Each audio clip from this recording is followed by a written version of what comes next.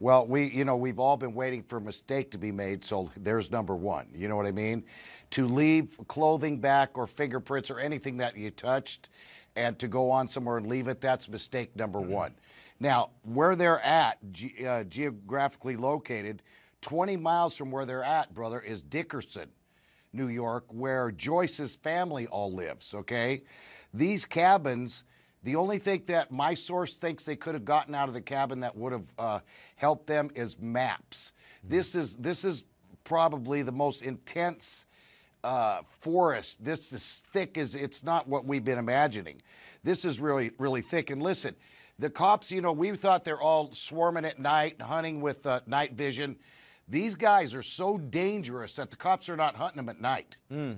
Wow. I would assume because, yeah, I mean, this is, the more and more, this is not Dog and Beth on the Hunt or Dog the Bounty Hunter. These guys are pure stone cold killers. But so they're not even letting the cops go out. Yeah, I know they go out during the day and they go out in groups because they're concerned about their safety. But I've got to ask you, they don't know when that DNA was left. They don't know how long ago those guys were there. They could have been there a while back. Well, I think that the sighting, the one guy went up and saw the big duffel bag on the front or back door when he yelled two individuals ran out the cabin. So that was Saturday. So like I say, 20 miles, they got one river to cross. Listen, I've got people that know these guys now because we've been working on it. My people think they're going to kill one of Joyce's family members because they're so mad at her for not showing up. And my person says they got a cell phone. It might not be Joyce's, but you can go in and out of areas. They're communicating. These are a lot more dangerous men than we all first figured. These are really, really dangerous guys.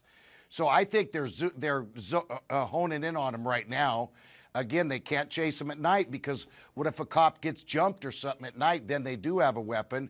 They're chasing him just in the day. They're using bloodhounds. Now they've got an area cordoned off. I think the end is coming very soon. Yeah. I just, again, to stress how much that they're dangerous. And again, I told you last week, brother, they got to make a couple mistakes. Who would have, they should have buried they had underwear that they found. They should have buried it. They had a jug of water. They should have took it with them. So there comes mistakes. And you make any mistakes around these troopers, you're done. What if they are still on foot and they are relatively close to this? What does this mean for the search? Because everyone thought they got much further away. What does that mean for the search? Does it help?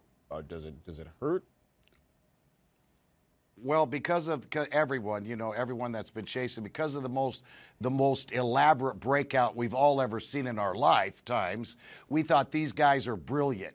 In prison, there's two ways to break out. You can get out of the prison easy. It's after the point you get out, you got to have a plan.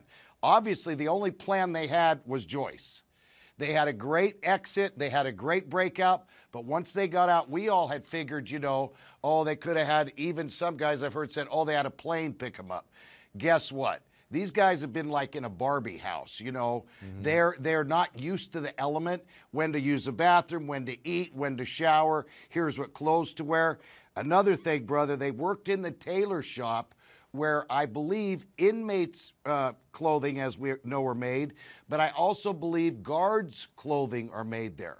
So what if they got a couple officer shirts from that tailor shop? They worked right there. So they have, different kind of clothes, different things. Again, very, very dangerous. They got to take it very slow. They got to track them really slow, only during the day. And I think it's just a matter of time. I wish, I'd love to go up there and commentate, not incarcerate, but I'd love to be right by the action.